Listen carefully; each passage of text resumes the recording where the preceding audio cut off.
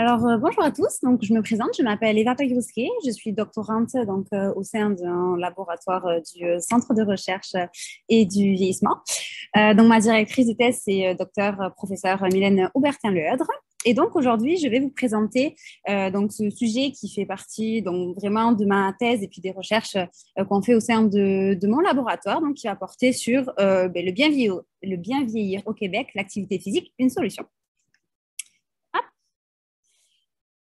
Tout d'abord, comme vous le savez, nos sociétés présentent de plus en plus de personnes âgées. Donc, il y a une augmentation exponentielle du nombre de personnes de 65 ans et plus. Donc, on devrait passer de 19% actuellement à 25% d'ici 2030. Bon, si j'arrive à faire passer la diapo, c'est bon. Donc, dans cette population là de personnes âgées, 70% des personnes âgées ont un vieillissement dit normal, 25% ont un vieillissement dit fragile et 5% ont un vieillissement dit réussi. Et malheureusement, cette espérance de vie-là, cette augmentation d'espérance de vie n'est pas synonyme de vie en santé. Donc, malgré une augmentation de presque 4 années dans les 20 dernières années, tout comme les nombreux progrès en termes de technologie, de soins, le nombre d'années sans incapacité n'a diminué que de 1,35 années.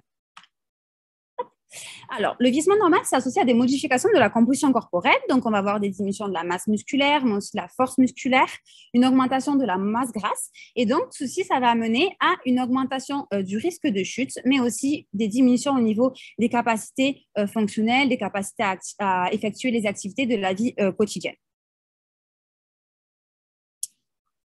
Donc, tous ces phénomènes-là, ils vont être accentués avec l'inactivité physique qui touche malheureusement 70% des femmes et 60% des hommes. Donc, il a été démontré dans la littérature que l'historique du niveau d'activité physique pouvait prédire justement la survenue de la fragilité après 75 ans. Donc, dans ce graphique-là, ce qu'on peut voir, c'est ici, en la ligne bleue, c'est les personnes qui sont sédentaires, donc qui sont assis devant la télé, par exemple, qui sont en train de lire des livres ou qui jouent aux cartes. Donc, c'est vraiment des activités de la vie de tous les jours, mais assis ou allongés. Donc, ici en bleu et ici en violet, c'est les personnes qui sont vigoureux. Donc, ce qu'on peut voir, c'est que au fil des années, les personnes qui sont le plus sédentaires, donc ici en bleu, vont avoir un risque de fragilité supérieur comparativement aux personnes qui sont très actives ici en violet. Donc, la ligne rouge ici, comme vous pouvez le voir, c'est la ligne qui va délimiter est-ce qu'on va être fragile, donc au-dessus de la ligne, ou non fragile en dessous de la ligne. Donc, plus on va être actif et moins on sera fragile dans le temps. Ensuite, il y a également eu une corrélation entre la vitesse de marche et le niveau de dépendance. Donc, plus on aura une meilleure vitesse de marche, donc une vitesse de marche plus élevée, donc comme on le voit ici en vert, et moins on aura de risque de dépendance. Et enfin, cette étude-ci s'intéresse vraiment à la sédentarité et au risque de mortalité. Donc, en rouge, c'est les personnes qui sont sédentaires de manière faible et en vert, c'est les personnes qui sont sédentaires de manière élevée. Donc, cette étude-ci, elle a été faite au Canada sur plus de 3000 participants. Donc, ce qu'on peut voir ici sur la figure de gauche, c'est que les personnes actives, donc indépendamment en fait du niveau, le niveau de sédentarité, il n'y a pas de risque sur la mortalité. Alors que si on regarde sur la figure de droite ici, les personnes fragiles, donc une personne qui est fragile et qui est sédentaire de manière élevée, donc ici en vert, va avoir un pourcentage de survie qui va être plus faible qu'une personne qui va être fragile mais sédentaire de manière faible ici en rouge. Et malheureusement, plus on vieillit et plus les comportements sédentaires vont augmenter. Donc ici, la ligne rouge, c'est le niveau à partir duquel on est considéré comme sédentaire. Et donc, ce qu'on peut voir, c'est que là, la ligne noire, donc au fil des années, elle va passer en dessous du seuil de sédentarité. Donc, plus on vieillit et plus on va effectuer des activités de type sédentaire. Donc, on s'est questionné quelles sont les causes. Donc, pourquoi ces personnes-là sont inactives ou sédentaires. Donc, ce qui est revenu le plus, c'est la peur de se blesser ou de se faire mal dans 75% du temps, mais aussi qu'il y a des limitations de santé, donc des douleurs. Souvent, il n'y a pas de services, il n'y a pas de groupes d'exercices qui sont spécifiques mis à disposition. Manque de prescriptions ou de conseils spécifiques de la part des médecins, mais également un manque de temps. Et donc, tout ceci, ça va, donc cette sédentarité-là, l'inactivité, va engendrer des déclins, donc avec une spirale du déconditionnement qui va augmenter la fragilité, le risque de chute, mais aussi un potentiel séjour à l'hôpital. Nous avons donc voulu, justement, juste ici, ce qu'on voit, c'est la trajectoire de vie et de soins. Donc, les personnes indépendantes chez elles jusqu'à dépendantes en CHSLD. Donc, au fil donc, de cette trajectoire de vie et de soins-là, on s'est rendu compte, donc, au travers de toute la littérature, que justement, l'activité physique pouvait être une solution non pharmacologique idéale pour justement pallier au déclin des personnes âgées au fil de la trajectoire de vie. Donc, au sein de notre laboratoire, donc on a voulu mettre en place de l'activité physique donc via différentes études aux différentes étapes de la trajectoire de vie et de soins des personnes âgées. Donc, l'étude Webex chez les personnes, donc chez eux, indépendantes, en clinique externe, avec l'étude PACE et Extra, aux urgences avec l'étude Silicon, à l'hôpital avec l'étude PAD 2.0 et en CHSLD avec l'étude PUSH. Donc, par raison de temps, c'est limité. Moi, je vais vous présenter aujourd'hui l'étude Webex, donc une partie des résultats, et l'étude PAD 2.0, juste ici, à l'hôpital. Alors, l'étude Webex. Donc, cette étude-ci, elle est venue grâce au premier confinement. Donc, durant la COVID-19, on s'est demandé justement comment est-ce qu'on pouvait aider les personnes qui vivaient chez eux à rester actifs, étant donné justement le confinement. On ne pouvait plus sortir, donc comment est-ce qu'on pouvait aider ces personnes-là? Donc, on s'est rendu compte que 40% des aînés qui utilisent l'ordinateur ont accès à Internet et que 68% des personnes âgées ont un ordinateur et 51% une tablette. Donc, on a mis en place une étude qui s'appelle Webex avec de l'activité physique via Internet. Donc, il y avait deux groupes dans cette étude-ci. Un groupe, c'était vraiment de l'activité physique via Zoom, en groupe. Donc, c'était une kinésiologue qui faisait 3 fois par semaine de l'activité physique en groupe, comme on peut le voir ici sur la photo. Et l'autre groupe, c'est individuel et enregistré. Donc, c'était exactement les mêmes programmes d'activité physique, mais sauf que c'était via des vidéos. Donc, la personne devait se connecter toute seule chez elle et faire les exercices. Donc, il y a 60 participants qui ont été recrutés. Donc, ils étaient dans différents groupes. Donc, il y avait un groupe témoin. Il y avait donc les personnes qui étaient en groupe, donc via le Zoom. Et ensuite, les personnes qui étaient en individuel via les vidéos. Donc, on a eu une différence au taux d'abandon entre le moment où les personnes ont commencé l'activité physique et 12 semaines après. Donc, il y a eu un taux d'abandon de 46% pour les personnes qui ont fait les exercices tout seuls en autonomie, comparativement à 16% pour les personnes qui ont fait l'exercice en groupe. En ce qui concerne l'adhérence aux séances, donc l'adhérence a été un peu plus élevée pour les personnes qui ont fait l'activité physique en groupe comparativement à l'activité physique en individuel. Par rapport à la satisfaction, donc on a demandé aux personnes, est-ce que vous étiez satisfait de ce programme d'activité physique de 12 semaines? Et donc, le groupe interactif, il a déclaré être satisfait dans 95% du temps contre 64% pour les personnes qui ont fait l'exercice en autonomie. Et enfin, pour le plaisir, donc là, c'est pareil, on va leur demander est-ce que vous ressentez du plaisir? Parce qu'on le sait, le plaisir, c'est très important dans l'adhérence. Si pas forcément qu'avec l'activité physique, mais si on fait quelque chose dans la vie et qu'on ne ressent pas de plaisir, forcément, on ne le gardera pas sur du long terme. Donc, c'est vraiment un paramètre qui est très important. Et donc, les deux groupes, ils ont ressenti du plaisir à faire ce programme d'activité physique-là. Le groupe interactif a ressenti, c'est le groupe qui a ressenti le plus de plaisir, mais pour les deux groupes, c'était quand même acceptable et plaisant. Et enfin, pour les effets physiques, donc vraiment là au niveau du corps, des capacités fonctionnelles, donc on a évalué ce paramètre-là via le test du SPPB. Donc, le test du SPPB, c'est 3 tests. Donc, le premier, c'est la personne devait se lever et s'asseoir 5 fois, donc on chronométrait le temps. Ensuite, l'équilibre, donc la personne devait tenir les pieds joints, semi-tandem et tandem, donc le pied l'un devant l'autre. Et le dernier test, c'est un test de marche sur 4 mètres à vitesse normale. Donc, en fonction des scores obtenus à ces 3 tests-là, ça a donné un score total sur 12 points. Et donc, on s'est rendu compte que le pourcentage de changement donc, entre pré-intervention et 12 semaines après l'intervention, donc le groupe témoin qui n'a pas eu d'activité physique a eu une diminution de ce score-là, alors que les 2 autres groupes, donc que ce soit en vidéo ou bien en groupe, ils ont eu une augmentation au niveau du score du SPPB.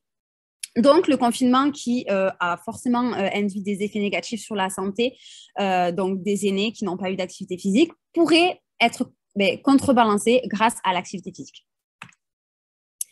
Donc, ça, c'était l'étude Webex, donc à domicile, durant la COVID. Et donc, maintenant, on va passer à l'étude PAD 2.0, qui est l'activité physique durant l'hospitalisation. Donc, juste pour un petit peu contextualiser, il a été montré que, donc comme on peut le voir sur cette étude-ci, en noir, c'est le temps sédentaire avant l'hospitalisation, donc quand la personne était chez elle, et en blanc, c'est durant l'hospitalisation. Donc, dans cette étude-ci, ils ont montré que le temps passé couché, il a augmenté de 6 heures, que le temps passé assis, il a diminué de 4 heures, et que le temps passé debout a diminué de 2 heures pour être quasiment inexistant sur une journée de 24 heures. Donc, l'hospitalisation sédentarise les personnes. Et donc, forcément, la sédentarité, ça engendre des déclins au niveau donc, physique avec la masse musculaire, mais aussi la force musculaire. Et donc, comme on l'a vu tout à l'heure, ça engendre une spirale du déconditionnement avec un besoin de soutien à domicile, mais aussi une augmentation de la réadmission à 6 mois après la sortie de l'hôpital. Donc, l'activité physique est un moyen, ça a été prouvé dans la littérature, pour justement contrebalancer ce cercle vicieux-là du déconditionnement. Donc, c'est pour ça que nous avons fait cette étude match. Donc, c'est vraiment l'activité physique durant l'hospitalisation. Donc, il y a différents programmes. Donc, il y a 5 niveaux différents. Donc, ça va du rouge pour les personnes qui sont les plus fragiles. Donc, c'est vraiment un programme d'activité physique qu'on peut faire assis ou allongé. Donc, c'est pour les personnes même en fauteuil roulant. Donc, c'est vraiment adapté pour eux. Au programme bleu, pour les personnes qui sont les plus autonomes. Donc, en plus de ces 2 exercices à chaque fois, hormis pour le programme rouge, mais sinon, pour toutes les autres couleurs, ils ont un objectif de marche aussi à réaliser. Dans les exercices, les patients devaient les réaliser 3 fois par jour et l'objectif de marche aussi 3 fois par jour. Donc, les patients, ils ont reçu 3 jours après leur admission à l'hôpital le programme d'activité physique et ils ont réalisé durant 80% donc de toute la durée de leur hospitalisation le programme d'exercice. Les exercices, ils ont été faits en moyenne 2 fois par jour. Donc, nous, on les a recommandés 3 fois pour espérer qu'ils les fassent 2 fois, sachant que 2 fois par jour, ça permet de couvrir les recommandations officielles donc, en termes d'activité physique, qui est de 150 minutes d'activité physique. Donc, avec ces 2 séances-là par jour, ça permet d'atteindre les recommandations de l'OMS. Donc maintenant, on a demandé aux physiothérapeutes, est-ce que vous trouvez que ce programme-là, il est adéquat pour le patient? Donc dans 90% des cas, les physios nous ont répondu oui. Les 10% restants, c'était pour des patients qui étaient atteints de Parkinson. Et ensuite, on a demandé aux patients, est-ce que vous ressentez du plaisir à faire ce programme-là? Et dans la majorité du temps, ils nous ont répondu oui, beaucoup de plaisir. Ensuite, pour les effets pour le patient, donc, les 2 groupes, que ce soit le groupe match donc, qui ont eu l'activité physique comme le groupe contrôle, donc les 2 groupes se sont améliorés donc, au niveau des soins d'hygiène, de la mobilité, mais aussi dans la gestion du budget. Donc, on appelle ça les activités de la vie quotidienne. Donc, ça veut dire qu'au travers donc, du séjour hospitalier, tous les soins que les patients reçoivent, donc que ce soit dans le groupe contrôle comme dans le groupe match, ça permet d'améliorer ces paramètres-là. Alors, ensuite, on a eu également une augmentation donc, au niveau des capacités fonctionnelles, donc le SPPB donc, pour les capacités fonctionnelles, comme je vous ai montré tout à l'heure, c'est ce test, mais aussi au niveau de l'équilibre et de la vitesse de marche. Là, c'est pareil pour les 2 groupes. Par contre, même si donc, les 2 groupes se sont améliorés de la même manière, si on peut le dire comme ceci, au fil de leur hospitalisation, le groupe match, donc le groupe qui ont effectué de l'activité physique, ils ont eu 2 jours de moins d'hospitalisation comparativement aux personnes qui n'ont pas eu le programme d'activité physique. Donc, même si implanté de l'activité physique sur les paramètres que je vous ai montrés tout à l'heure, il n'y a pas eu une différence entre les 2 groupes, c'est quand même important de se dire que grâce à de l'activité physique un peu à tous les jours, ça pourrait permettre de diminuer la durée de séjour. Et enfin, donc le test assis debout qu'on a vu tout à l'heure, aux 5 répétitions. Là, par contre, c'est vraiment les personnes du groupe match, donc qui ont eu l'activité physique, qui ont eu une meilleure amélioration comparativement aux personnes du groupe contrôle qui n'ont pas eu de changement. Donc, cette étude-ci, elle a été effectuée avant la COVID, puis arrêtée à cause de la COVID. Et donc, on a repris, donc c'était exactement le même outil, mais sauf que cette fois-ci, au lieu de s'implanter dans une seule unité de soins, on s'est implanté dans 3 unités de soins. Donc, je vais vous expliquer la différence des unités. Donc, la première, elle s'appelle URFI. Donc, c'est une unité de soins de réadaptation intensive. Donc, c'est-à-dire que les patients, ils avaient 5 fois par semaine de la physiothérapie. Ensuite, le groupe SPA, donc c'est soins post-aigus. Cette fois-ci, les patients, ils ont 3 à 4 fois par semaine de la physiothérapie. Et ensuite, UCDG, donc unité de courte durée de gériatrie. Cette fois-ci, c'est une unité d'évaluation. Donc, c'est pas déterminer le nombre de séances qu'ils vont avoir de physio par semaine.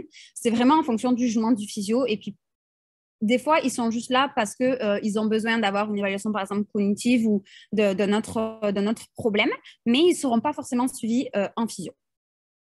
Donc, ici, ce que je vous montre, c'est qu'il y a eu une différence en termes du délai d'implantation. Donc, ça a été le plus rapide en unité de courte durée de gériatrie et le plus long dans l'unité SPA.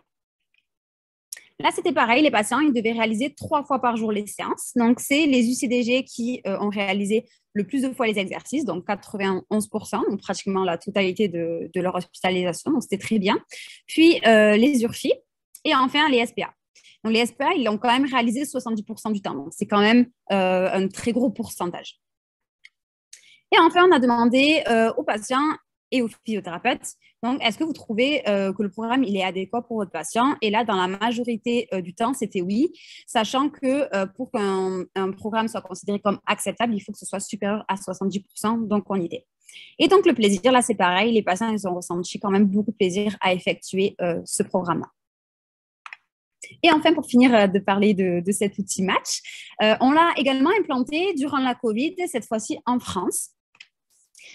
Donc, c'était vraiment dans des unités d'éclosion shot de COVID. Donc, les patients ne pouvaient pas sortir, on ne pouvait que très, très peu rentrer dans la chambre du patient. Donc, c'est pour ça qu'ils ont été intéressés par cet outil-là. Donc, c'était un faible échantillon parce que c'était quand même compliqué de réussir à trouver des patients éligibles à notre projet. Donc, on s'est rendu compte que la mise en place de ce projet-là, ça durait entre 15 et 20 minutes, donc c'était quand même très court. Il y a 25% des patients qui ont été inclus et puis 82% d'entre eux se sont dit satisfaits face à ce programme-là.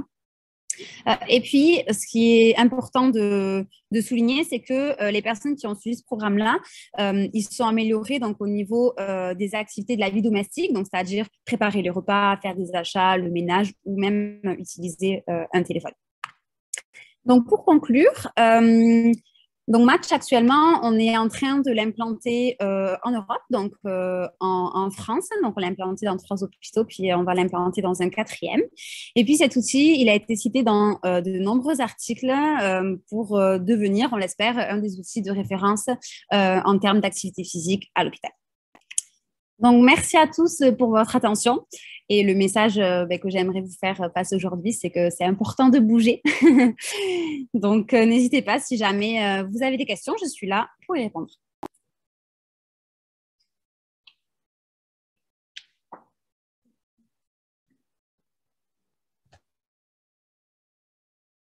Donc, on va vous laisser quelques minutes si jamais vous avez des questions que vous aimeriez poser à Eva.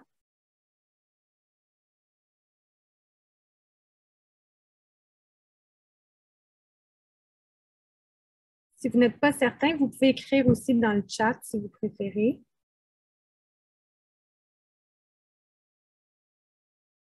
Je pense qu'on peut tous être d'accord pour dire que c'était une superbe présentation très, très claire. Merci beaucoup, Eva. Et donc, on reçoit des commentaires comme quoi la présentation était intéressante, effectivement. Merci beaucoup. Et dans le fond, on va vous inviter à prendre quelques minutes de pause parce qu'on ne veut pas non plus que ça devienne trop, trop lourd. Donc, on va mettre la conférence sur pause pour 5 minutes et on va reprendre à 5h25. Donc, on vous invite à vous lever, justement, à aller bouger un peu C'est important. pour ne pas être trop sédentaire. Et on revient à 5h25. Merci beaucoup. Merci à tous.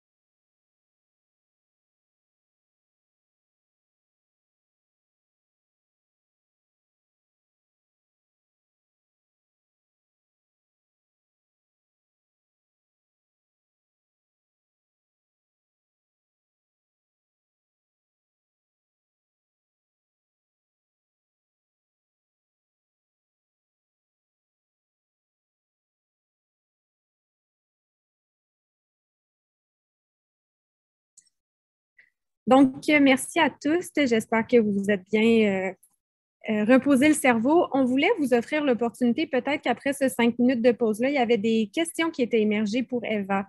Donc, on va vous laisser quelques minutes. On laisse la chance aux gens si jamais il y avait des questions qui étaient émergées.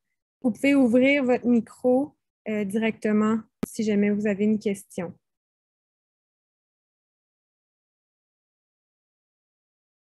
C'est toujours difficile à distance comme ça parce qu'on ne le sait jamais si c'est parce que on n'a pas le temps d'ouvrir le micro ou... Bon, je pense que ça va. Donc, dans ce cas-là, je vais inviter le prochain conférencier qui s'appelle Valentin à venir s'approcher du lutrin pendant que je prépare sa présentation.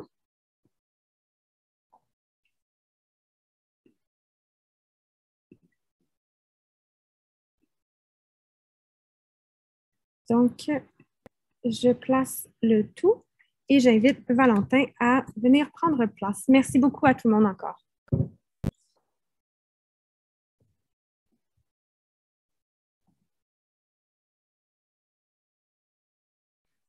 Bonjour, merci beaucoup déjà au CRIUGM pour l'organisation de ces journées de vulgarisation scientifique. Merci également au comité étudiant qui a vraiment beaucoup participé. Je vais prendre un petit instant juste pour me présenter rapidement avant de commencer cette présentation. Je m'appelle Valentin Magnon, je suis un étudiant en doctorat en France. Et je travaille plus précisément dans un cadre théorique qui considère qu'il n'y aurait pas l'esprit d'un côté et le corps de l'autre, mais c'est un mélange de tout ça et que le corps participerait énormément à la formation des fonctions mentales, de la cognition, on y reviendra dans un instant. Et plus particulièrement, je vais me cibler ici sur la relation entre le cœur et le cerveau, et plus particulièrement les enjeux de cette relation pour un vieillissement réussi. Alors, plongeons au cœur du problème. Oui, je préfère vous avertir tout de suite, il va y avoir quelques jeux de mots ici et là parce que c'est vraiment un sujet qui s'y prête. Donc, ne soyez pas surpris, c'est tout à fait normal, je n'ai pas pu m'en empêcher. Alors, déjà, l'hypothèse que le cœur puisse influencer nos fonctions mentales, ce n'est pas une hypothèse qui est récente en soi, c'est vraiment une hypothèse qu'on peut trouver dès l'Égypte ancienne, dès l'Égypte antique, avec notamment le mort d'Ani, où il était question de l'idée que pour voir si une personne avait vécu sa vie honorablement, vécu sa vie en accord avec ses propres émotions, avec ses propres valeurs, il y avait cette croyance que le cœur était pesé contre une plume, et si le cœur était plus lourd qu'une plume, ben, ça voulait potentiellement dire que le cœur était plein d'émotions assez fortes, à valence assez connotées négativement. Et dans le cadre de cette mythologie, vraiment, le cœur était perçu comme le siège de la mémoire, de l'attention, de fonctions mentales qui sont dites un peu de cognition froide. On y reviendra dans un instant pour cette terminologie-là. Mais aussi au niveau un peu plus chaud, c'est-à-dire au niveau un peu plus émotionnel en tant que tel, c'est-à-dire le traitement émotionnel, le jugement émotionnel. Cognition, c'est la terminologie que tu vas utiliser pour l'entièreté des opérations mentales en tant que telles, donc mémoire, attention, résolution de problèmes, que ce soit tant sur le plan froid, c'est-à-dire dénué d'émotions, et sur le plan chaud, c'est-à-dire vraiment ce côté émotionnel prononcé. Alors, l'idée que le cœur puisse influencer nos fonctions mentales a un petit peu moins pris de poids au cours des périodes suivantes, notamment suite à l'arrivée de courants philosophiques très importants qui ont eu beaucoup d'impact dans la philosophie des sciences et de l'esprit, notamment le dualisme cartésien, avec le doute méthodologique de Descartes, où Descartes avait fait une expérience de pensée très particulière. Il doutait de tout ce qui était en possibilité de douter. Et la seule chose dont il était sûr, c'est qu'il était actuellement, tout de suite, ici et maintenant, en train de douter de sa vision, de ses sensations, de son corps, de l'environnement. En d'autres termes, il était sûr qu'à l'instant T, du fait qu'il doutait, que son esprit existait. C'est-à-dire, je pense, donc je suis. Et donc, l'esprit était vraiment vu comme une entité séparée du corps, différente du corps, d'où la notion de dualisme, une dualité entre le corps d'un côté et l'esprit de l'autre. Alors, tous les philosophes ne partagent pas forcément cette vision des choses. Notamment, on peut penser à Aristote ou Spinoza qui considéraient que, par exemple, l'esprit était relativement ancré dans la corporalité, dans le corps. Mais voilà, il y avait un peu ce débat qui existait dans la philosophie des sciences. Est-ce qu'on a du dualisme ou vraiment un esprit qui émerge du corps en tant que tel, qui interagit avec l'environnement?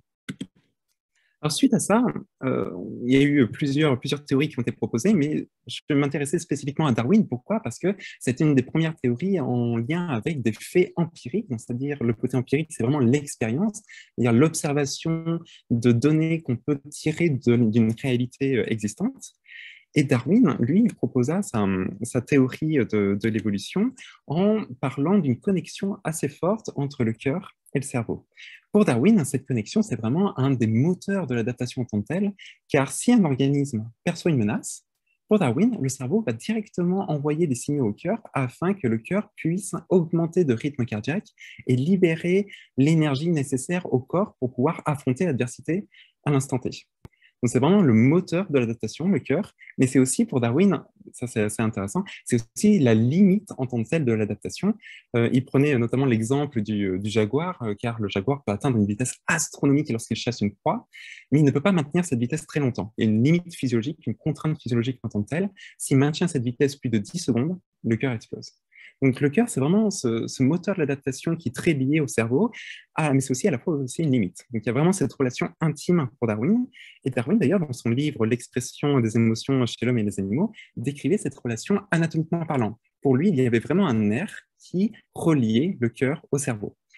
Alors, aujourd'hui, on a un petit peu plus d'informations, notamment suite à la démarche expérimentale, on a fait plusieurs études scientifiques qui ont permis effectivement de révéler un lien très très fort entre le cœur et le cerveau qui passe par le biais du nerf vague. Le nerf vague, c'est un nerf qui permet de voyager un peu partout dans le corps. En fait, c'est vraiment de là qu'il tient son nom. D'ailleurs, vague, pourquoi? Parce que vagus en latin, qui veut dire voyage, c'est vraiment le nerf voyageur. Il passe de nos intestins jusqu'au cœur, jusqu'au cerveau. Donc, il voyage vraiment. Et il voyage dans les deux sens. Et ça, c'est très important, c'est-à-dire qu'il va du haut vers le bas, donc du cerveau au cœur, mais aussi du cœur au cerveau. Alors, on va prendre les choses dans ces deux sens-là, en commençant par le premier qui est du haut vers le bas. Notre cœur, pour fonctionner, n'a pas besoin de signaux particuliers. Notre cœur fonctionne de façon tout à fait autonome. Si je retire le cœur de ma poitrine et que je le mets dans un liquide avec l'ensemble des nutriments pour qu'il survive, il va battre. Il va battre tout seul, car à l'intérieur, il y a des cellules, qu'on appelle des cellules sinusales, qui permettent de décharger des potentiels électriques, donc des décharges électriques, qui permettent au cœur de battre à un certain rythme. Chez un jeune adulte, en moyenne, on observe 60 battements par minute. C'est le rythme cardiaque moyen, qui est relativement stable dans le temps, relativement régulier. Ça, c'est d'un point de vue macroscopique.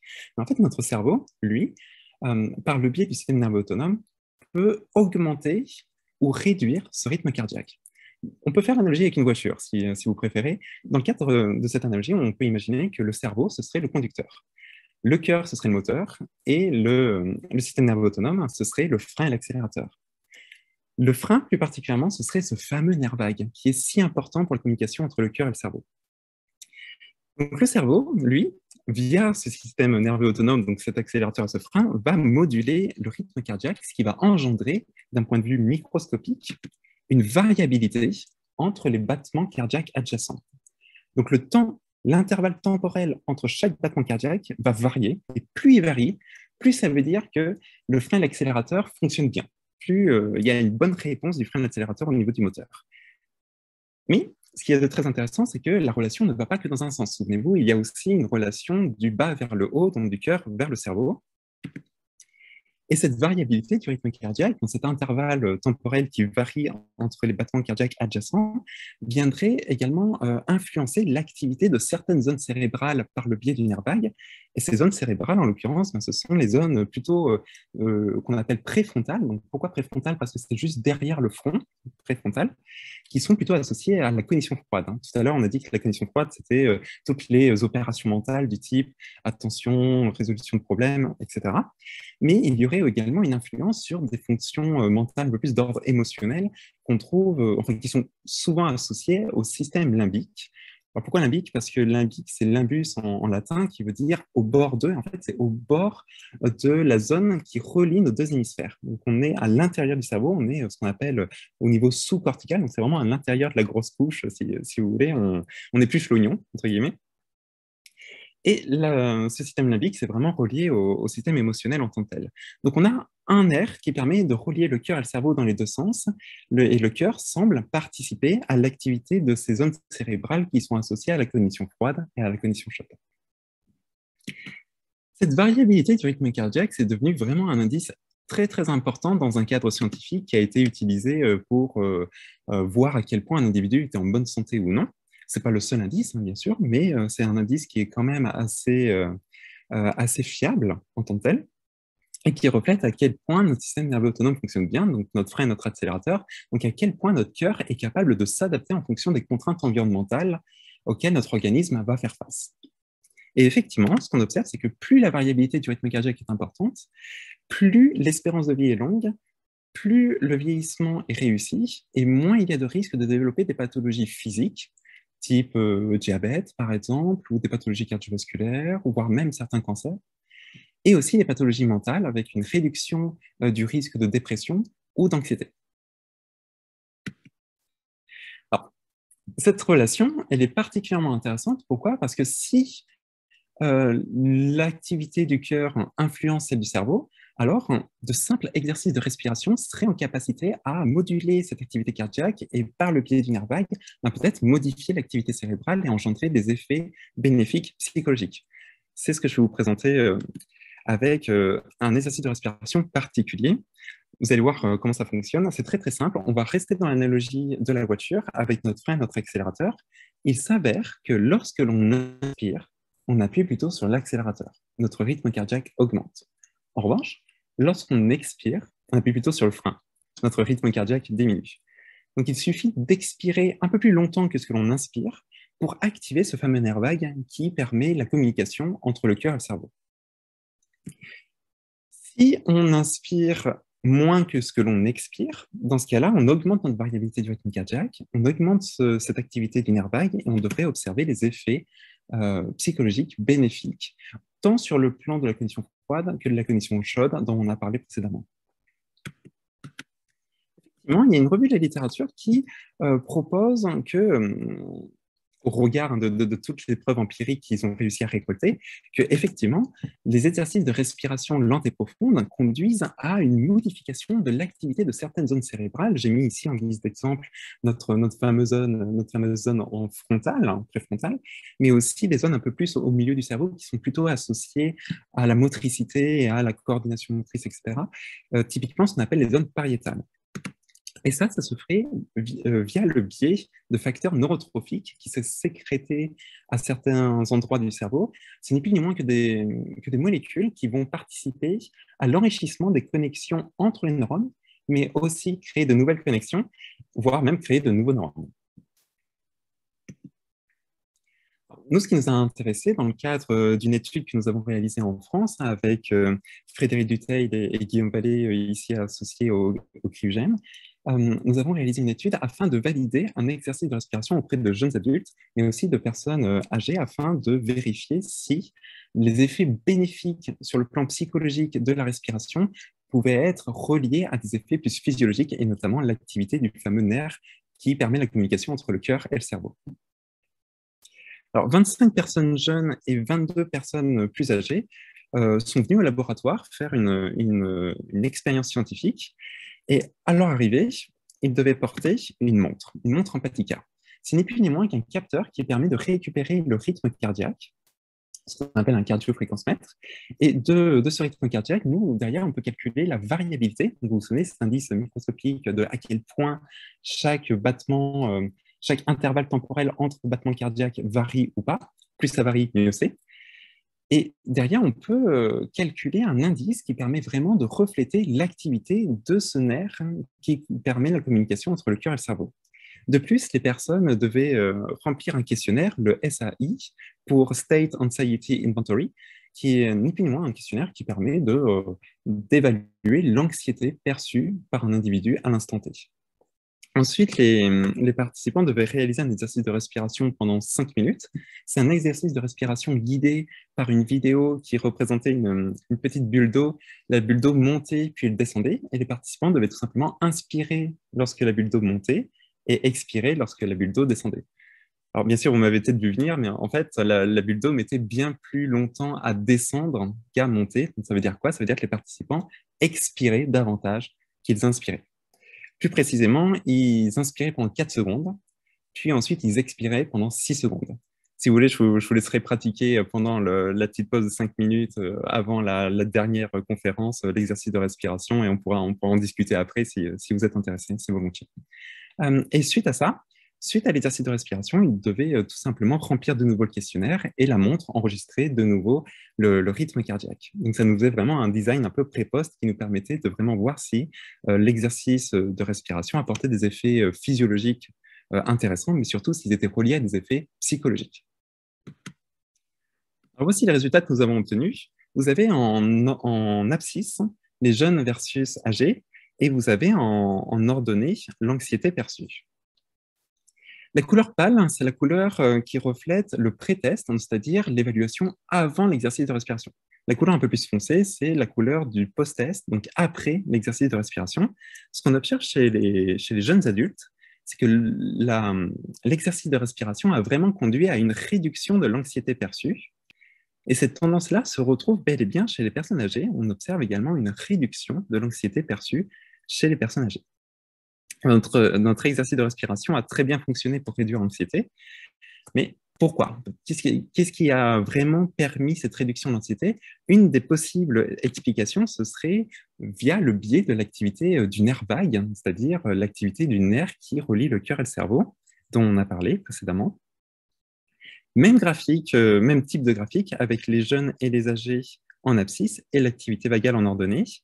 Toujours pour la couleur pâle, le pré-test, la couleur foncée, le post-test, après l'exercice de respiration. Ce qu'on observe ici, c'est que l'activité de ce fameux nerf vague bien, semble augmenter suite à l'exercice de respiration chez les jeunes adultes et de même semble également augmenter suite à l'exercice de respiration chez les personnes plus âgées. Alors, il y a deux choses importantes à noter dans ce graphique, c'est que avant la respiration, les jeunes et les âgés étaient au même niveau.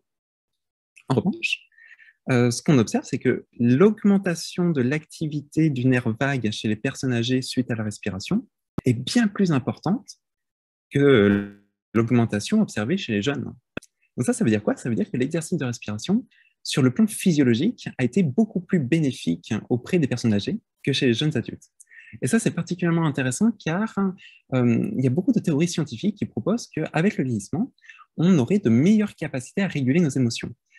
Et ça, ce serait un des déterminants physiologiques potentiels de cette capacité à réguler des émotions, et l'exercice de respiration semble encore plus bénéficier les personnes âgées sur cette capacité de gestion émotionnelle, et ici plus particulièrement la régulation en termes d'anxiété, la gestion de l'anxiété.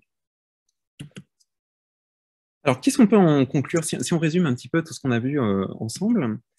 On a un exercice de respiration déséquilibré. Vous vous souvenez, on appuie davantage sur le frein que l'accélérateur, on expire davantage que ce que l'on inspire, ce qui conduit à de la variabilité du rythme cardiaque, mais surtout une meilleure communication entre le cœur et le cerveau via le nerf vague,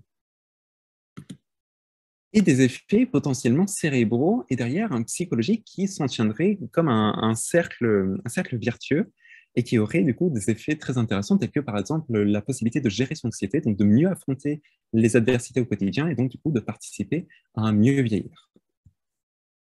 D'accord, donc ça c'est pour la théorie, mais concrètement, aux pratiques, au quotidien, comment on fait pour réaliser cet exercice de respiration facilement? Il y a une application qui est gratuite, qui peut être téléchargée sur votre tablette, ordinateur ou smartphone, qui s'appelle Respirilax. Et pourquoi elle est intéressante cette application? Parce qu'elle a 3 modes. Elle a 3 modes qui sont définis initialement. Un mode revigorant, un peu de vitalisant, entre guillemets, qui consiste à inspirer davantage que ce que l'on expire. En d'autres termes, on appuie davantage sur l'accélérateur que le frein, vous vous souvenez. Donc ça peut être intéressant si on a envie de se réveiller un peu, si on a envie d'affronter une situation un peu compliquée. Il y a un autre mode qui est le mode de cohérence et qui consiste à inspirer tout autant que expirer. Par exemple, 4 secondes d'inspiration et 4 secondes d'expiration. Donc, c'est vraiment un équilibre et ça crée du coup une cohérence parce qu'on appuie autant sur le frein corporel que l'accélérateur. Donc, il y a vraiment cette notion de cohérence cardiaque, c'est le nom de la technique. Et David O'Hare, le docteur David O'Hare, qui est vraiment un spécialiste du domaine, a écrit un livre sur le sujet, la méthode 365. Et il conseille de faire cet exercice de cohérence cardiaque 3 fois par jour, 6 respirations par minute, pendant 5 minutes. Et ça permettrait de travailler un peu cette variabilité dont on a parlé, hein, cet indice de santé très important, et de l'augmenter sur le long terme. Et il y a un dernier mode, qui est le mode de relaxation, et qui consiste à expirer davantage que inspirer. C'est exactement ce que j'ai fait faire aux participants dans le cadre de l'étude que je vous ai présentée, et qui permettrait d'activer davantage le frein, ce fameux lien de communication entre le cœur et le cerveau. Donc voilà, je vous laisse avec ces différentes options. N'hésitez pas si vous avez des questions, des commentaires ou vraiment des demandes de précision, c'est avec grand plaisir. N'oubliez pas de respirer avec le cœur léger. Merci beaucoup. Merci beaucoup, Valentin. Donc, on laisse quelques minutes aux participants si jamais ils ont des questions à poser à Valentin. Encore une fois, vous pouvez soit fonctionner en activant votre micro, ou encore vous pouvez écrire une question dans le chat. Les deux options sont autant valides. On va laisser quelques minutes aux gens de réagir si jamais ils en ont envie.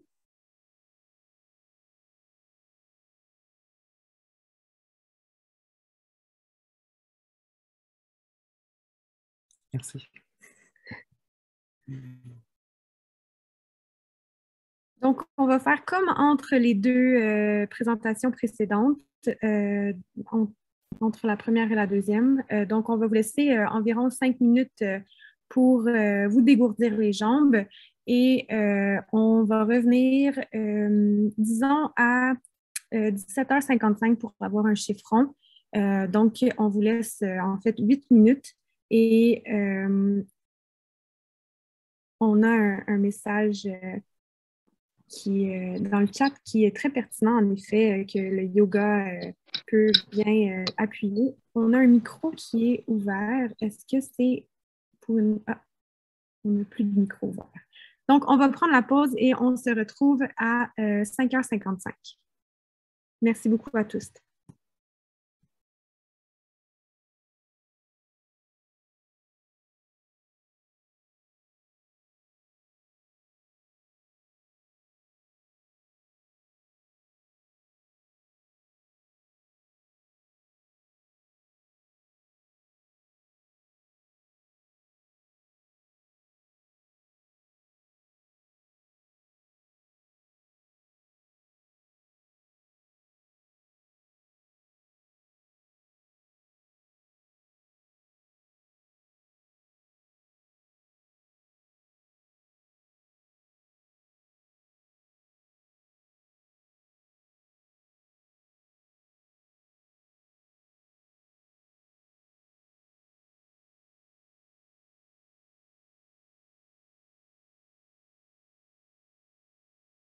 Venir pour répondre aux questions. Donc, merci beaucoup pour vos deux questions. Alors la première, je la répète pour que tout le monde l'ait en tête. Le yoga peut-il servir comme exercice car on respire aussi beaucoup? Alors tout à fait. Il y a notamment le yoga plus la partie pranayama qui consiste vraiment à respirer tout en réalisant des mouvements bien spécifiques. Et ce qui est très intéressant, c'est que du coup, cet exercice combine les deux présentations que vous avez eues aujourd'hui, combine toutes les informations que Eva vous a données finalement sur l'importance de l'activité physique et l'importance de cibler des muscles un peu profonds en lien avec l'équilibre et la maintenance de l'équilibre. Et en plus, il y a ce côté aussi respiratoire qui est vraiment déterminant. Donc, on a finalement presque un double bénéfice. Donc, le yoga, c'est vraiment une bonne idée. C'est très, très conseillé. Et d'ailleurs, ça me permet de directement faire le point avec la seconde question où il est demandé si 2 heures de yoga par jour, est-ce un avantage ou un inconvénient? Je pense vraiment que le yoga, c'est un avantage quoi qu'il arrive. Je ne sais pas s'il est vraiment nécessaire d'en faire tous les jours. J'ai en tête des modèles scientifiques en termes de construction musculaire et de repos du corps, que normalement un exercice physique un peu intense, parce que le yoga, surtout 2 heures de yoga, ça peut être un peu intense pour les muscles profonds.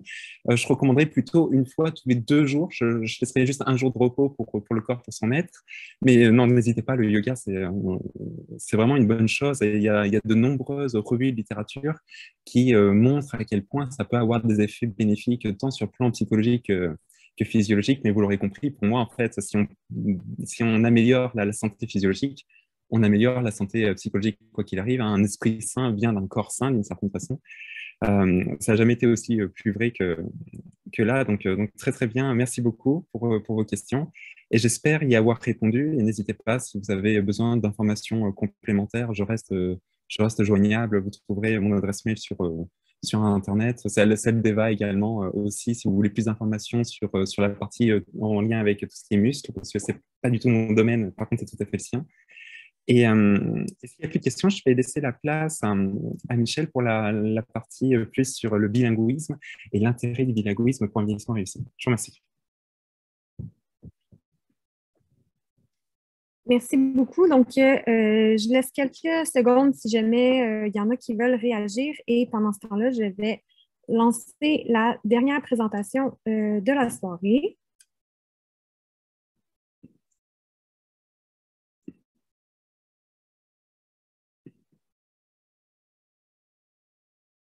Donc, de mon côté, eh bien, je vous remercie d'être encore présent. Donc, ma présentation s'intitule aujourd'hui Le bilinguisme pour remplir la réserve cognitive. Je m'appelle Michel Masson-Trottier, je suis orthophoniste de formation et étudiante au doctorat sous la direction de professeur Ana-Inès Ansaldo. Et cette présentation-ci, en fait, je présente les résultats qui sont issus de mon laboratoire, notamment en collaboration avec Dr. Tania Dash et aussi Pierre Berroir, un collègue étudiant au doctorat. Donc, d'abord, je veux indiquer que je n'ai pas de conflit d'intérêt, que ce soit commercial ou autre, avec le contenu de cette présentation. Ce qu'on va voir, on va regarder un petit peu qu'est-ce qui vient dans le vieillissement sain et le bilinguisme. On va discuter un petit peu de réserve cognitive et on va regarder aussi les avantages du bilinguisme dans la vie de tous les jours au niveau ce qu'on va appeler comportemental et on va aussi regarder au niveau du fonctionnement du cerveau. Donc, c'est un peu les deux axes qu'on va regarder pendant cette courte présentation. Donc, quand on pense au vieillissement, il y a bien sûr des changements qui sont normaux et qui vont affecter la vie de tous les jours. Il y a des changements qui sont, on peut presque dire, positifs, notamment quand on pense à la mémoire sémantique, donc à la quantité de mots qu'on connaît. Quand on y pense, plus on a vécu longtemps, plus on va connaître de mots. Aussi par rapport à la mémoire procédurale. Donc, tous les mouvements que notre corps peut avoir appris, dans le vieillissement, ça ne change pas.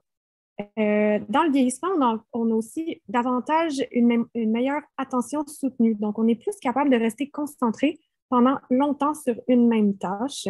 Et quand on pense à la résolution de problèmes ou à la prise de décision, on a développé plus de stratégies. Donc, dans le vieillissement, on devient meilleur pour faire ces tâches-là. On ne se le cachera pas. Il y a aussi des changements qui sont moins positifs. On peut voir un changement au niveau de notre mémoire épisodique, donc de notre capacité à se souvenir des petits éléments de la vie. Ce que je veux rappeler ici, c'est que ce sont des changements normaux dans le vieillissement. Donc, ces changements-là ne vont pas affecter notre capacité à faire les activités de la vie quotidienne qui ont été décrites plus tôt par Eva, donc que ce soit faire notre hygiène ou encore notre capacité à tenir un budget, on va quand même rester autonome. On parle du vieillissement qui est normal. Quand on regarde notre vieillissement normal, on va aussi voir une diminution de ce qu'on va appeler notre attention divisée. Donc, notre capacité à avoir une conversation et conduire en même temps.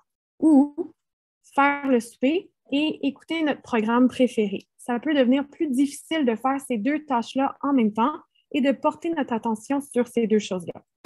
On va aussi, dans le vieillissement, devenir plus sensible à la distraction. Donc, on va être moins bon à résister à la distraction et tout ce qui est planification plus complexe va aussi devenir un petit peu plus difficile.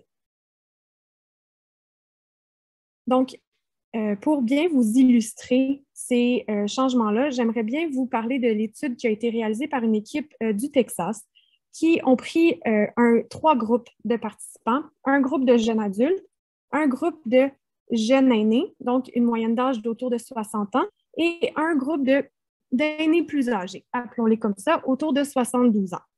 Ils leur ont fait faire une tâche où les personnes devaient être en mesure de nommer, de dire si le chiffre qu'ils voient est le même que le dernier chiffre qui était de cette couleur-là. Donc ici, c'est le premier chiffre jaune, il n'y a pas de réponse à donner. Ici, le premier chiffre rose, pas de réponse à donner. Ici, le deuxième chiffre jaune, il devait dire s'il était pareil ou différent du dernier chiffre jaune qu'ils ont vu. Donc ici, la réponse, elle est pareille. Ici, il compare au dernier chiffre jaune, donc différent. Ici, il devait le comparer au dernier chiffre rose, donc pas celui-ci, pas celui-ci, celui-ci, et répondre différent, ainsi de suite. Donc, c'était la tâche qu'ils ont fait faire à leur groupe de participants. Qu'est-ce qu'ils ont observé comme résultat? Ils ont trouvé que les jeunes étaient donnaient un plus haut taux de bonnes réponses que les jeunes aînés et les aînés plus âgés. Et ils étaient significativement plus performants dans les cas où le dernier chiffre de la même couleur remontait à plus longtemps, seulement comparativement aux aînés plus âgés. Donc, il y avait quand même une différence au niveau du comportement, donc la capacité à, on va appeler ça, de mettre à jour la mémoire de travail. C'est ce qu'ils ont observé. Mais ce qui est vraiment intéressant, c'est qu'ils ont été regarder qu'est-ce qui se passe dans le cerveau. Quand on va regarder qu'est-ce qui se passe dans le cerveau, ce qu'ils ont remarqué, c'est qu'il y a plusieurs aires de cerveau qui sont suractivées. Donc, comme on voit ici, on a l'activation de différentes aires du cerveau. Je n'irai pas détailler chacune de ces aires-ci. Je vais vous faire un résumé global à la toute fin.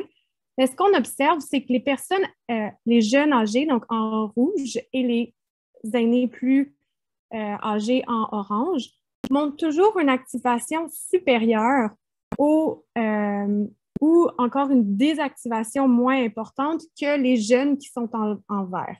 Puis, toutes ces régions-ci qu'on observe, c'est des régions qui font partie du réseau qu'on appelle le réseau du mode par défaut.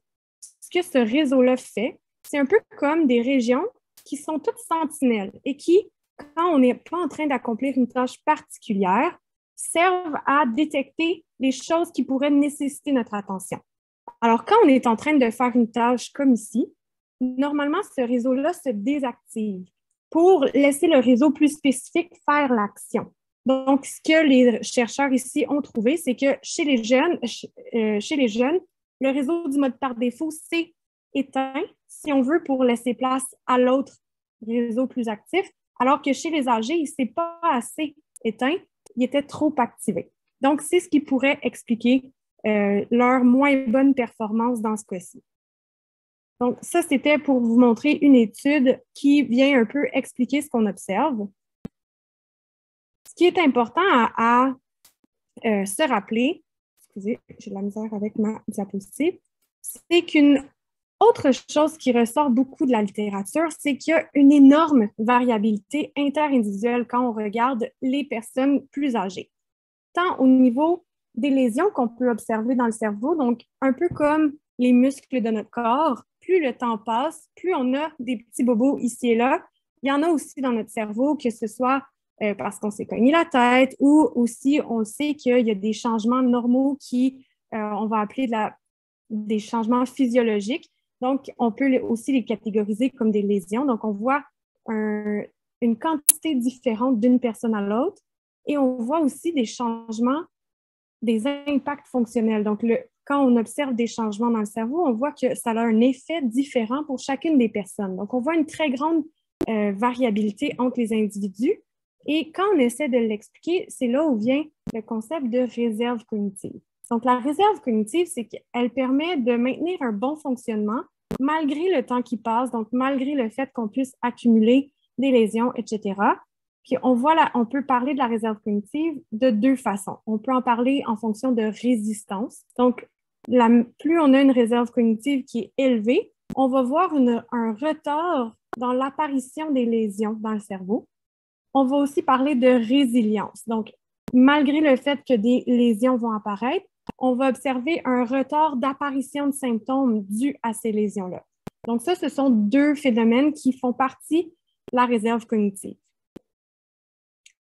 À quoi elle sert, cette réserve cognitive-là, quand on parle du temps qui passe? Eh bien, ça nous protège contre le vieillissement atypique. Donc, quand on pense au vieillissement atypique, on peut penser les facteurs de risque seraient une mauvaise santé cardiovasculaire, et ça fait le lien avec les deux présentations précédentes. Puis les facteurs de protection, quand on pense au vieillissement atypique, ça serait d'utiliser des stratégies cognitives et d'avoir une stimulation intellectuelle. Donc, que ce soit par l'éducation, d'avoir un emploi stimulant et, vous me voyez venir, le bilinguisme. Donc, ça ici, ce sont nos facteurs de réserve cognitive. Ce qui est vraiment encourageant avec ça, c'est qu'ils sont modifiables tout au long de notre vie. Donc, il n'est jamais trop tard, par exemple, pour reprendre notre santé cardiovasculaire en main ou d'entamer des activités qui sont cognitivement stimulantes. Et ça, ce que ça permet de faire, c'est de retarder et de diminuer, par exemple, les symptômes de démence qui pourraient apparaître. C'est bien beau tout ça, mais ça vaut la peine de se demander, mais c'est quoi le bilinguisme au fait? Il y a plusieurs facteurs. Est-ce que tous les bilinguismes sont pareils? C'est quoi qui influence le bilinguisme? Est-ce que si les deux langues sont très, très proches, est-ce que ça va être mieux? Si les deux langues sont très, très loin, est-ce que ça va être mieux? On va discuter un petit peu de tout ça. Donc, le bilinguisme, ça va avoir un effet sur le cerveau qui va varier selon plusieurs facteurs. Donc, ici, j'ai mis une liste non exhaustive, mais ce qui va notamment influencer le bilinguisme, c'est l'âge d'acquisition de la deuxième langue. Donc, est-ce qu'on a commencé à apprendre la deuxième langue très, très tôt? Peut-être qu'on a commencé à les apprendre en même temps. Est-ce qu'on a commencé à l'apprendre vraiment plus tard? Selon comment on a commencé à l'apprendre, est-ce qu'on a commencé à l'apprendre de façon formelle, par exemple en prenant des cours ou à l'école, ou est-ce qu'on l'a appris de façon naturelle? Est-ce qu'on l'a appris à la maison ou avec les amis, ou encore parce qu'on a déménagé dans un nouveau pays et qu'il a fallu apprendre la langue? Donc ça, ce sont tous des facteurs qui vont influencer l'effet du bilinguisme sur le cerveau.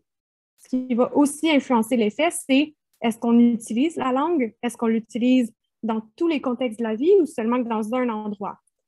C'est quoi le rapport social avec cette langue-là? Est-ce qu'on est fier de la parler ou est-ce qu'on doit la parler en cachette? C'est quoi notre rapport émotionnel avec cette langue-là? Est-ce qu'on a appris la langue parce qu'on a rencontré un nouvel amoureux ou une nouvelle amoureuse puis on voulait pouvoir établir cette relation émotionnelle-là? Ou est-ce qu'on l'a appris parce que notre chef d'équipe nous a obligés à apprendre cette langue-là puis on est un peu fâchés de devoir l'apprendre? Ça va avoir un effet aussi sur comment est-ce que ce nouveau bilinguisme-là ou l'ajout de cette nouvelle langue-là peut avoir sur notre cerveau. Donc, ce sont différents facteurs qui vont influencer comment est-ce que le bilinguisme va rendre notre cerveau plastique, comment est-ce qu'il va pouvoir le modifier. Souvent, quand on parle à des gens qui sont bilingues, ils vont nous dire qu'il va y avoir une langue qui serait plus forte qu'une autre ou une langue qui serait plus automatique que l'autre. Selon combien ils ressentent cette force-là, les effets dans le cerveau vont aussi être modulés. On va essayer d'aller décortiquer ça un petit peu ensemble. Donc, pour commencer, on va essayer de comprendre qu'est-ce que c'est le lien entre le bilinguisme et ce qu'on va appeler les fonctions exécutives. Donc, les fonctions exécutives, c'est comment est-ce que notre cerveau peut exécuter les différentes choses, que ce soit par l'attention, que ce soit par la mémoire. Donc, il y a plusieurs différentes fonctions exécutives qui existent. Puis, on va regarder un petit peu le lien entre le bilinguisme et ces fonctions-là. Quand on parle des personnes bilingues, on va souvent parler que ces personnes bilingues deviennent experts en inhibition et en contrôle de l'interférence. Qu'est-ce que je veux dire par ça?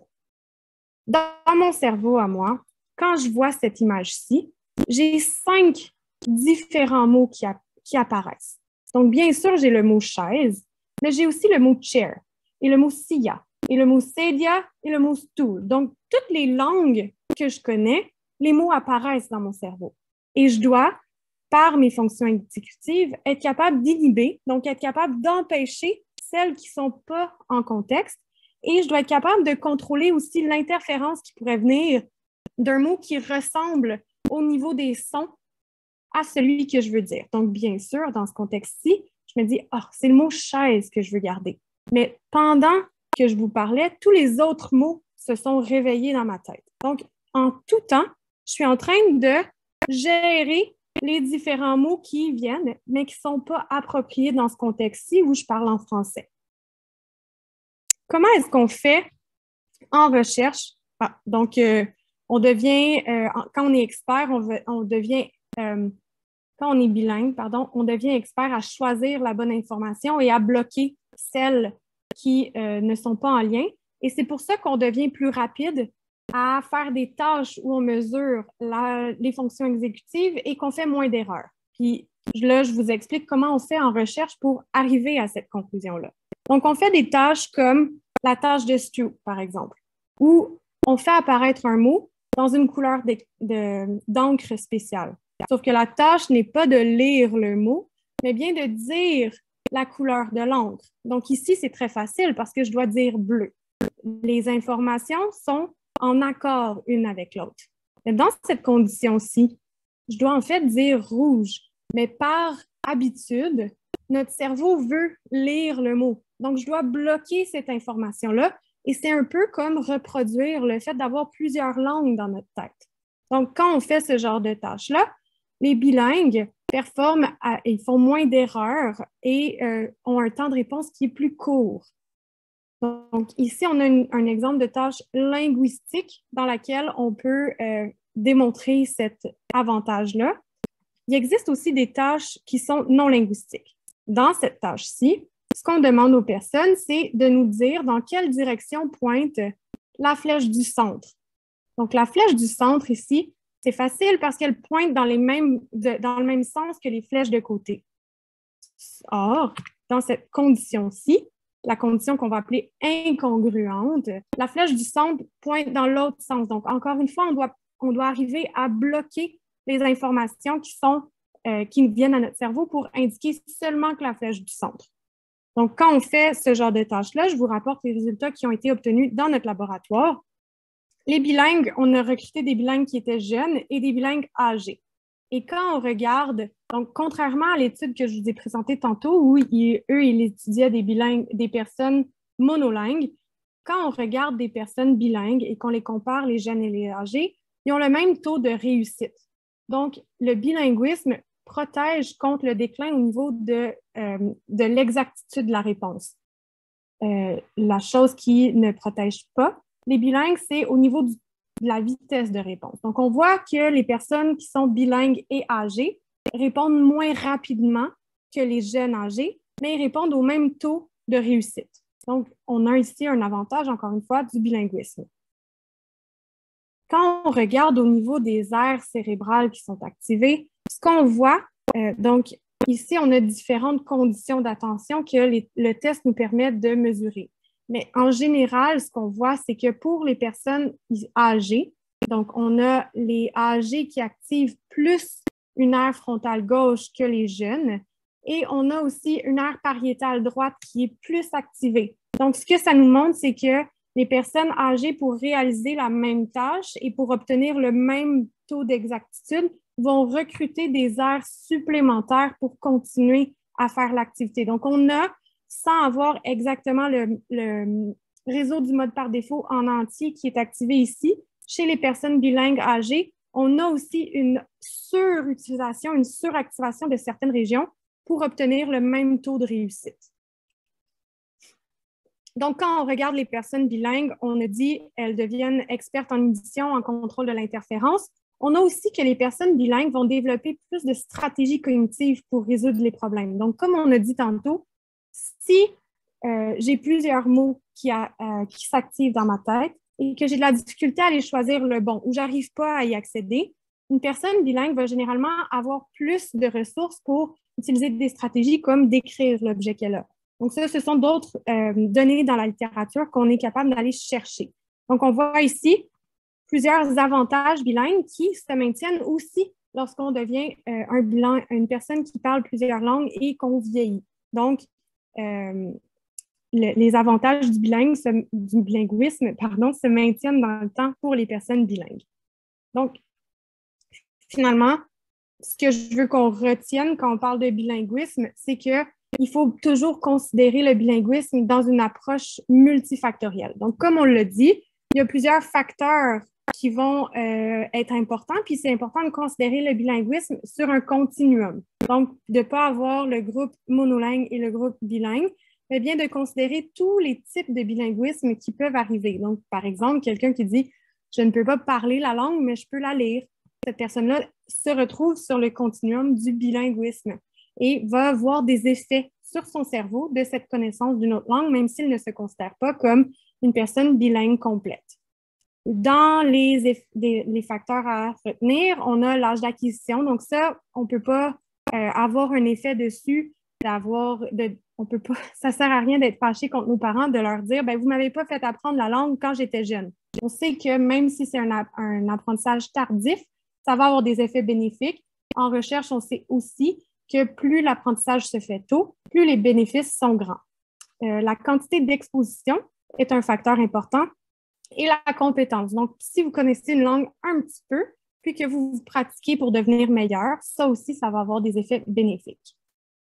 Ces mesures-là vont avoir un effet sur l'exécution de tâches qu'on va appeler qui mesurent les fonctions exécutives, comme je vous ai présenté. Quand on utilise cette approche multifactorielle-là, ça nous permet de dégager la nature multifactorielle. Donc, je ne suis pas rentrée dans ces détails-là avec vous, mais comme on a vu, différentes formes de contrôle exécutif qu'on va appeler vont aller chercher des aires qui sont différentes dans le cerveau. Puis, certains types de bilinguisme ou certains facteurs de bilinguisme vont directement influencer ces différentes composantes-là du contrôle exécutif. Et finalement, on a la nature multifactorielle de ce qui va venir mélanger ou brouiller les cartes quand on fait de la recherche. Donc, quand on fait de la recherche, il y a différentes conditions qui viennent avec le fait qu'on a des gens qui ont des âges différents. On a des facteurs de ce qu'on a parlé tantôt, de la réserve cognitive qui va venir influencer nos recherches, que ce soit le nombre d'années d'études que la personne a faites ou la profession qui a été occupée. Donc, c'est important de considérer ces facteurs-là quand on fait la recherche. C'est important aussi de considérer les variabilités qu'on a entre les sexes. Donc, le cerveau d'une personne féminine et le cerveau d'une personne masculine n'a pas les mêmes façons de gérer différentes informations selon ses expériences. Donc, c'est important de les considérer, ces éléments-là aussi. Et finalement, le statut socio-économique va venir moduler les différents effets. Mais ce qui ressort de tout ça, c'est l'avantage que de connaître plusieurs langues va amener dans le quotidien. Donc, merci beaucoup pour votre écoute attentive. J'espère que la présentation a été suffisamment claire. Je voudrais aussi remercier les différentes personnes de mon laboratoire pour leur aide et leur soutien. Puis, je suis disponible pour répondre à vos questions. Les autres présentateurs aussi sont encore ici si jamais il y a des questions par rapport aux présentations précédentes. Merci beaucoup.